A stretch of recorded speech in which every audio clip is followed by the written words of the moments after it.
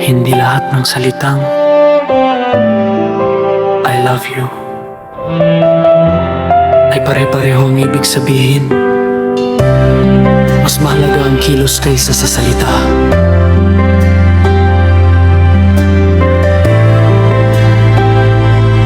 I love you, I love you. Madali lang banggitin, pero hirap panindigan kung puso'y hindi tapat.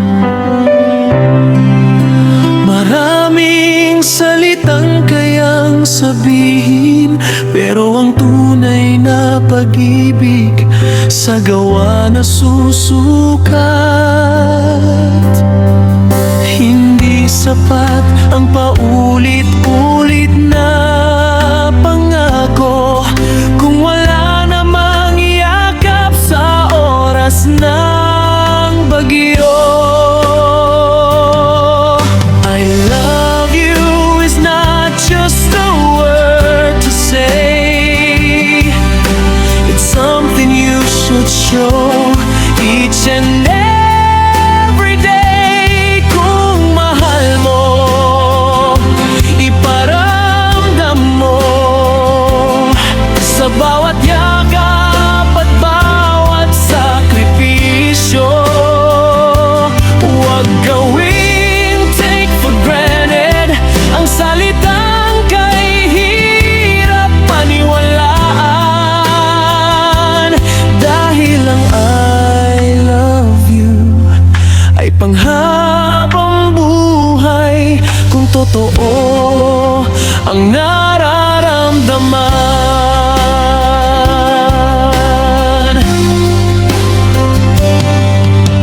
Hindi kailangan ng mamahaling regalo kung ang puso mo'y laging nandyan sa tabi ko.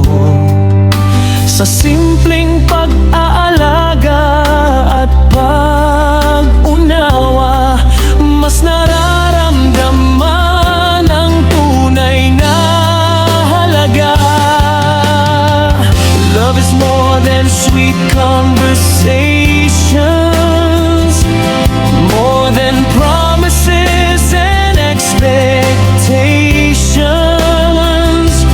It's being there when everything falls apart, holding each other heart to heart. I love you, don't say it if you don't mean it. Don't break a heart just because you can. Kung mahal mo ang isang tao, iparamdam mo habang may panahon. Huwag hayaang magsisi sa huli kapag ang pag-ibig ay tuluyang lumayo. Ang salitang I love you, hindi basta-basta sinasabi. Ito'y araw-araw na pinatutunayan hanggang sa huling tibok ng puso.